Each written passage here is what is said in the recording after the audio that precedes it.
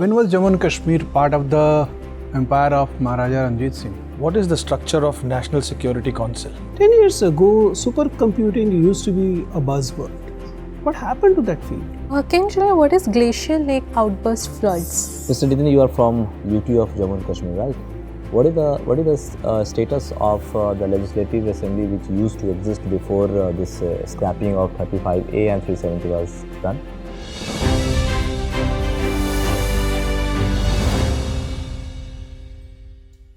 May I come in, sir? Yes, please do. Good afternoon, sir. Good afternoon. Good afternoon. Please take your seat. You are Mr. Nittin Singh. Yes, sir. Nittin, you're comfortable with English as your preferred medium? Yes, sir.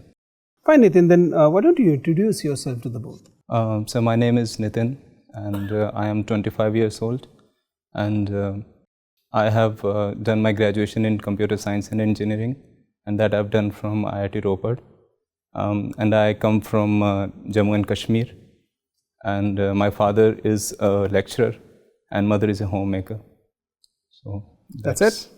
Basic. When did you complete your graduation? Sir, in 2019, What are you doing since then? preparing for this civil services. Okay. What is the story of this extra T in your name?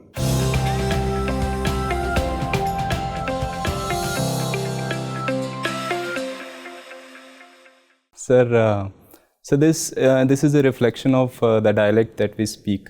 So we speak Dogri in our region. So there is a stress on the sound of the when they speak Nittin. So that's reflected here. Your mother tongue is Dogri or Hindi? Sir, Hindi it is. Why not Dogri? Sir, I thought about it and I went into the technicality of that. So Hindi was the first language that was introduced to us by the mother, and we have been speaking Hindi at home. So Dogri is not that much used. So that's why I've written You're an IT graduate, that too in computer science. It must Yes, have sir. taken a lot of effort to get admission in BTech computer science. Then why do you want to become a Babu that you could have done after a simple BA? Sir, I always wanted to do graduation from IIT, and that was because of the level and exposure that they offer. But for services, it was kind of predefined that I will go into IAS or other All India services. So I have taken that as a graduation option. Since you're a computer science graduate, tell me, we talk a lot about the AI and the machine learning things. Sometimes it appears to me that as if these two areas are overshadowing other developments in computer science. Tell me, what are other three areas in computer science engineering Sir, which we should be looking at? Sir, other areas, obviously cyber security is very much a dominant area in that field. But AI is, due to its nature, it is all-encompassing subject. So that's why it is that much stressed upon. But we have other areas like quantum computing is there, which we are looking into. Then we have space applications. But these all areas are not independent of AI. So we will be utilizing AI as a tool in these areas as well. 10 years ago, supercomputing used to be a buzzword. Yes, sir. What happened to that field? So that obviously we had various computers. Even in India, we were like the Param series that we had. And we invested in those computers and they are working. But quantum computers are going to take over them, and that are going to be the future of supercomputing. So it is working, but in a gradual way it is working. So has happened as far as the IT firms are concerned. It appears the firms which were earlier the North Star of computing thing, the IBM and other companies in Indian context, the CMC and other companies, they appears to be under eclipse now. Sir, if we talk of the processing capabilities that the processors that are required, so they are working there in those fields. Like IBM is working in the field of manufacturing processors and all, but they are overtaken by Intel and new companies, new entrants that are there. Apart from that, sir, this is a very dynamic field, so we can expect that new players will come and they will overtake the older ones. then recently, in fact only yesterday, there was this news of final discovery of lithium deposits in your state. Tell me 3 reasons why the Kashmiris should be excited about it, and at least 2 reasons why Kashmiris should be really worried about it. So the 3 reasons that Jammuites and Kashmiris will be excited about this would be the economic prosperity that it can offer to the region, and apart from that, connectivity with the rest of the country and better integration with the rest of the country. Apart from that, employment opportunities will be produced for the locals, and moreover, it will be a positive step for the country for semiconductor and all, and the batteries that we will be manufacturing. So these can be the reasons, but the reasons to be worried about is the environment issue that it can cause and pollution issues that it can cause in the local regions. So they need to be worried about that as well. How the raw lithium, as it will be found, will be processed, and what is going to be the final product? Sir, the lithium ion batteries that we have. What is the atomic number of lithium? Sir, it's 3, I guess, hydrogen, helium, lithium, 3. Okay, continue please. So it will be useful in that, in lithium ion battery that we have. And this is the best technology that we have currently for storing electrical energy. Apart from that, the issue, you're asking the issue that it can cause. Sir, it is very chemical intensive industry, the mining that is associated with it. It can cause pollution, and the effluents that may be drained in the nearby regions, they can cause even like congenital issues as well. So they are, that can be the major problems. Fine, thank you, we'll come back. So, Nittin, what is the structure of National Security Council? Sir, I'm not. Have you heard of Strategic Policy Group? Yes, sir. I have heard of these terms, but I'm unable to recall right now, like exactly the structure. Okay, fine. Recently, National Commission of Women launched 4th phase of Digital Shakti campaign. Can you tell us the features of that? Sir, I'm not aware of this. Okay. And the Great Nicobar Plan, are you aware of that? Yes, sir. What is that? Sir, that Government of India is planning to develop the region, the Great Nicobar Island, as a major transport hub in the region. So it will be a port of call center, and the various ships that go through that route, they can stop there, and so it can emerge as a logistics center as well. So it will be a growth pole for that region. Moreover, it has strategic value as well for India because of its influence in the Andamans and the Indian Ocean. So that's why we are developing that. Anything else? So tourism is also a very prominent factor in that project. Fine. What is this Köppen's classification of climate? So Köppen, he was the first one who associated climate with vegetation. So he used vegetation of a region as a basis for climatic classification. So he gave A, B, C, D as alphabetic symbols for types of climate. So we have the climates like A, C, D, E, which are in the wet regions, and we have the drier regions we are denoted as B type, and in further that we have the steppes and the desert type, and A, C, D, E we are that are based on isothermal mean temperature. So if you have to classify Kathua, so what classification will you give? Sir, Kathua can be given as C, where winters are dry, so CW, it can be given that classification. Okay. Okay, do a SWOT analysis of J&K economy. So J&K economy that we have right now is primarily dependent on agriculture and tourism. So in agriculture we have horticulture as the main factor, in which the Kashmir Valley leads in that, and in the other tourism sector also, Kashmir and in Jammu region also we have various tourism destinations. Apart from that, it is a serious security concerns are also related with this. First, you are talking about strengths first. Yes. SWOT analysis, you know, strengths, SWOT, weaknesses, opportunity and threat analysis. So I thought Okay. short analysis. Okay. So I wasn't aware of that. So you were taking a shortcut, huh? Okay, fine. You're told about the strengths and what are the weaknesses. So weaknesses is we can say the remote areas that we have, and due to that we have infrastructural limits. So it causes limitations on economic activities. Apart from that, again, this insurgency and terrorism issues, they are also very discouraging for economic development. And rest we have less integration with the rest of the country. So these can be... And opportunities?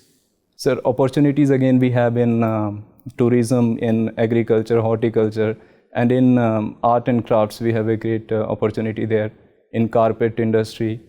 And moreover, recently we have intents from UAE for investments in Jammu and Kashmir. So they are exploring IT option as well, whether it can be grown as a IT hub. So these can be... Thank you. Nittin, when was Jammu and Kashmir part of the empire of Maharaja Ranjit Singh? Sir, in 19th century, it was the part of Mr. Maharaja Ranjit Singh's empire. But after his death and after the When British, did he die? they annexed, he died in 1839. So after that, British annexed Punjab, and there was a treaty between Raja Gulab Singh and the British. So after that, it was the empire of Raja Gulab Singh. So how come the Britishers identify Gulab Singh to have a treaty? Sir, they have a treaty of Lahore, I guess. Or Who was treaty of Gulab Amritsar. Singh that time? Why did they enter into treaty with Sir, him? Gulab Singh was, he was given the charge of Jammu and Kashmir by Raja Ranjit Singh. Okay, so he was part of administration of Raja Ranjit Singh. Yes, sir. Right. What position he was holding when Ranjit Singh was the king? Sir, at one point he was just a soldier, but he rose through the ranks and he was among the generals of the army. And later on, after a successful mission, he was given the charge as a governor, I think. I'm not completely aware of that. But he was in charge of Jammu and Kashmir. And what was this ring fence policy of the Britishers? Sir, I'm unable to recall that. Okay, what's the literal meaning of ring fence? Sir, like to create, to expand your territory by annexing the nearby and the closing territories. Would you stand by a buffer state? Sir, a buffer state between two political entities, we talk of like a buffer area. So the states which are not completely aligned with either of the political entities that they are surrounded by, so those are the buffer states. Do you think we should keep POK as a buffer territory or should we annex it? No, sir, I don't think that it should be kept as a buffer region, because that can be a source of political destability for the region, and it can further hamper its socio-economic development. So we have to look for a political reason for POK, and it cannot be kept as buffer for long. Okay, giving you a very hypothetical situation. Let's say Pakistan in its present crisis loses its sovereignty and some Western country has come up to occupy it, to annex it. If such a situation emerges, what should be India's policy response? Sir, we as a country do recognize Pakistan as a sovereign country. So we shall not be looking this as an opportunistic take, and we shall go for ensure that Pakistan as a state, as an independent state survives, and we can work that through UN Security Council and UNGA as well. So we need to bring and build consensus on that. Let's say the attitude is very stubborn, like the Russian attitude in Ukraine is very stubborn. If this kind of stubborn attitude is shown by a Western power to occupy Pakistan, how do you fight it out? Sir, I think that Western power will not be able to sustain that for long. In fact, it would be disastrous for South Asia as a region if something of that sort happens. So we can build a regional consensus and we can diplomatically tackle that situation. Do you think we should take some precautionary measure just to ward off these kind of threats? Yes, sir. Internal security has to be maintained, and we need to keep our intelligence units aware of any such kind of. Can SAARC move into political unity direction? Sir, it would be very desirable if we can do so. But obviously, we are facing issues of India and Pak relations. So, but if you are asking that it should be, then it should be done, sir. We need political integration, which will further lead to economic and social integration. Do you find Indian economy is strong enough to afford some liberal treatment to neighboring countries in terms of liberal imports, giving them most favored nation status, so as to economically empower them? Sir, it is not just a matter of economic capability on our behalf, but it requires, like the I.K. Gujral's doctrine, it was that we shall, as a bigger partner, give more than expect.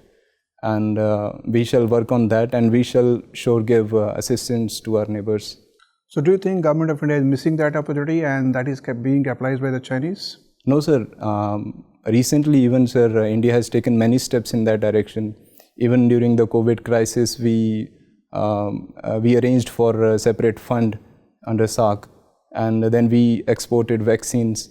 We provide, even recently in Parliament, our S. Jaishankar has said that India is taking various issues for connectivity. So why most of our neighbors are drifting apart? Sir, they are testing their own options. But I won't say that they are completely drifting apart. But sure, China is a dominant player and becoming a dominant player in wooing our neighbors. So that is one reason that China is entering. Okay, my final question is that how should we conduct, and do you think there is a change required, our Act East policy? Sir, Act East policy as we have now is a very aspiring doctrine that we have, and it shall be pursued. But the changes, or the, I would say, better thing that we can do is timely implementation of the projects, especially the infrastructure projects that we have. So that will create more investor confidence and will bring better trust among the countries. So we can work in that way. Thank you. Thank you, Nittin. Mr. Nittin, you are from UT of Jammu and Kashmir, right? Yes, sir. What is the status of the Legislative Assembly which used to exist before this scrapping of 35A and 370 was done? Sir, that assembly that existed before, it does not exist as of right now. It was dissolved.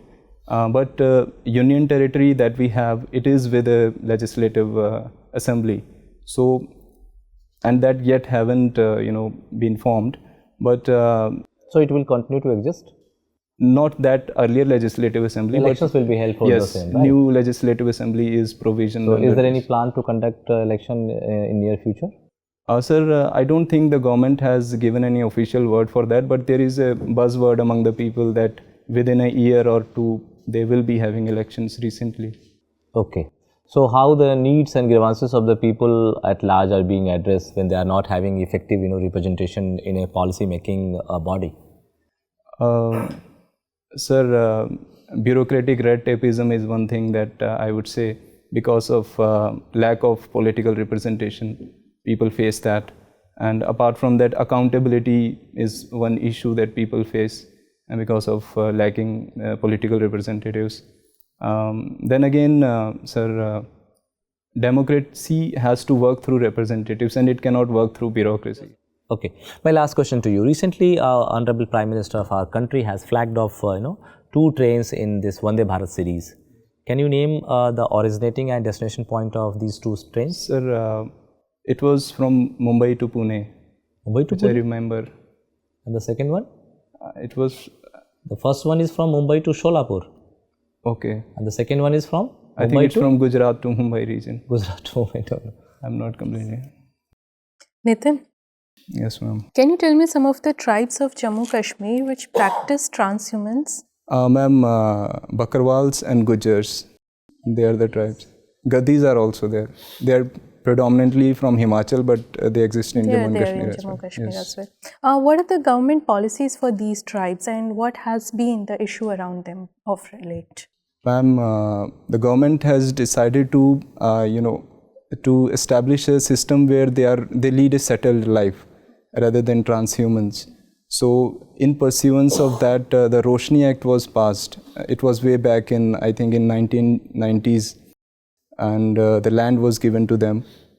But recently, they have been facing issues of eviction from that land, which the government has specified that they are not to be evicted. And apart from that, education is one major thing that one major sector that the government is trying to bring them into, and a health sector. And these Has are government been taking these decisions from the perspective of the tribals or from the perspective of a general population development which it follows for the mainstream population?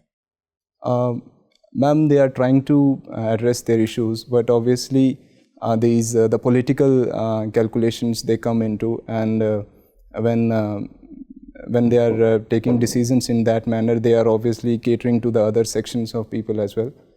But the issues have been largely in their favor till now, and even now also we are seeing that they are given better treatments, and recently they were introduced into ST and SC status also, people of some region, and so government is working in that way. They will work gradually.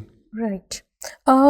We have seen in the latest budget that the allocation for minorities have been reduced quite significantly. What could be the rationale from the government for this step? The rationale that government has given is that they are targeting that minority groups through other schemes, which are working for the general population. So rather than going specifically to minorities, they are trying to bring them to the larger fold of general population. Has it been to the advantage of minorities, or it's just, whitewashing the entire thing? And we will have to wait and watch and see how it pans out. Don't you think we need to put an extra effort for the people who are already marginalized rather than do something and wait and watch? Well, we have to do. In fact, that is the philosophy of affirmative action from state, and the state has been doing that. But if the state has come out with some now newer fiscal prudence, then let us wait and watch how it goes. Okay, can you tell me some of the schemes which are currently running for the minorities? Ma'am, the schemes that for example, the reservation that we have in jobs as well as in For minorities? for Dalits and For those minorities sections. specifically, I'm asking. For women specific, we do have. You like call they are women again as the minorities? weaker sections. They are. Ma'am, I'm unable to recall right now exactly the schemes. Okay, anyway. Can you tell me what is glacial lake outburst floods? And what happens in glacial and periglacial regions is that due to accumulation of glacial melt, the large ponds or large lakes are formed. And when, but these lakes, they are very precarious and they can be breached. So in event of any seismic activity or certain avalanche or something, so these lakes can be breached, and this results into outburst of water, large volume of Which water. are the vulnerable regions in India for this GLOFs? Ma'am, entire Himalayan region is vulnerable for this. And Have we seen a recent example where this has happened? Well, it was in Uttarakhand only we had these glacial lake outburst floods in last year, and even during the last year also, that Vishnugad and Tapovan project that we had. So there was some glacial outburst flood in the upstream region, so which resulted in. When we talk of landforms on the earth, this would be my last question to you. When we see the landforms on the earth because of various forces, which landform do you see where chemical weathering is more important than the mechanical process? Ma'am, the savanna region that we have, their chemical weathering is most dominant. Okay. Any other example? Landforms, the H-planes and the inselbergs that are formed because of chemical weathering. Inselbergs, is it chemical? Ma'am, the JC-Pug model that was given for this arid cycle of erosion. So in that we do have formation of inselbergs as a result of chemical weathering. And which are the landforms that you see in Jammu Kashmir? Because of which force is it there? Which predominant force? That is predominantly Himalayan landscape and due to plate interaction that we have. So it is reverse faults and also fold mountains are there. Okay, thank you, Nittin, you are a geography student, right? Tell me, on a political map, how do cartographers decide which countries to be of which color? Sir, I have not ventured into that. I think that was random. Random? Can it be random? Sir, it can be, but only thing that they have to ensure is that the bordering countries should be of different color. What are the colors primarily used in on a political map? Sir, green, blue, pink. I'm not aware of this field, sir. Not aware. You mentioned that you are into stitching and swaying. What is the difference between the two? Sir, sewing is like manufacturing apparels from the very scrap. For example, if we have to sew a shirt, that we will take the complete cloth and cut it and then sew it. But stitching is to mend certain gaps or certain small regions. So stitching is related to that. And what is knitting? So knitting. So knitting is for that we used to knit through knitting needles. That the women used to knit like sweater. Fine, just before we let you go, tell me what are the different swimming needles, numbers, how you arrive at those numbers? Sir, I'm not aware of the very complete technicality of this, but we have numbers based on the diameter of the needle as well as the length of the needle and the thread that they can carry. So, suppose the number is 3 upon 4. What does it mean? No, sir. Fine, Nittin. Nice talking to you. The interview is over. You can go now. Thank you, sir. Thank you, ma'am. Thanks.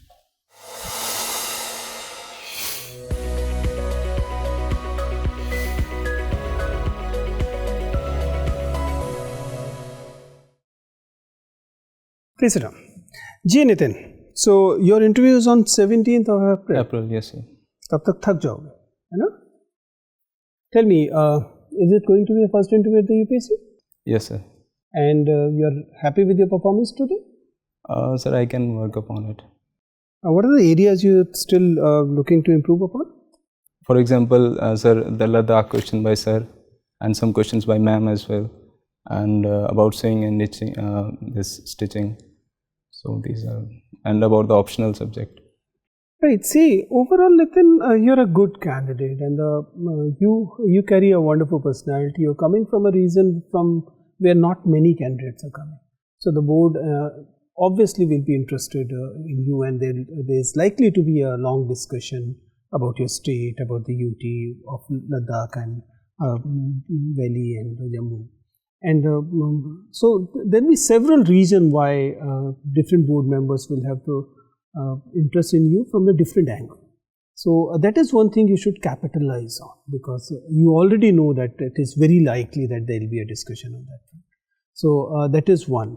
Overall, otherwise your personality is good, your walk-in is good, sitting posture in general is good. Voice level, it's not that you're not audible, but at a few places it appears a little louder voice will enhance the kind of communication that's taking place. So effectiveness will increase if you are able to raise your volume by maybe 10-15%, right? Without making it artificial, right? If it has to be natural, that is important. In the other communication parameters, at a few places it appears that maybe listening can be a little better, right? For example, that SWOT analysis thing. Yes. So, but then overall it was okay. There was no major issue there. So that way the communication, both verbal, non-verbal communication, you're doing fine. Coming to the content part, in general it is good. You are able to analyze facts when the facts are served, or you already have the fact. That part is good. Your way of delivering the answers is pleasant. So that is also in your area of interest. You need to understand what they are looking for. They are not looking for the knowledge part, because that is already tested. On the basis of the question, they are actually trying to analyze your personality. That's the primary thing. And the personality wise, in general, you're good. There are few places where it appears that the balance, for example, whenever the questions of ma'am was discussing the minority question, you must have realized she has to remind you again and again that I want to talk about minority, and it appears as if you're deliberately trying to avoid talking about minorities. Not a good idea, because I can understand that you can duck a question once, but if the board member is insisting, in that case there is no point ducking it. Then you take it head on. That will be the best idea. Yes, keep the balance intact. Don't take extreme positions either way, right? Similarly, when the open-ended questions are served to you, you're good. You're able to analyze these. You're able to put forward which is the best balanced answer is. But there were a few places where it appears that as if you are, I won't call it scared, but you can take a stand and you're avoiding that stand. For example, when this position was given for an entity annexing Pakistan. So I think you could have pointed out that, okay, they can annex Pakistan, but POK is ours.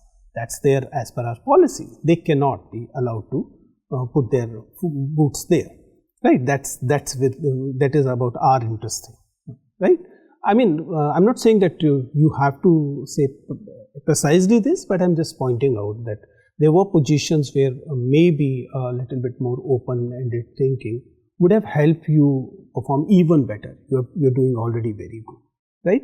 Other things are in place. In general, I don't have any suggestion to make in other areas. So overall, your performance is very good. Since you already have 2 months with you, I'm sure that you have to work on 2 things. One, don't let the fatigue set in. That's important, because preparing for 2 months is not easy for the same thing. So you have to keep performing and sustain that performance. That is one. And maybe a few areas where you can brush up, right? Other things are in place. I'm sure you'll do very, very good. Right? Thank you, sir. Yes, sir. All the best. Thank you, sir. Thank you, ma'am.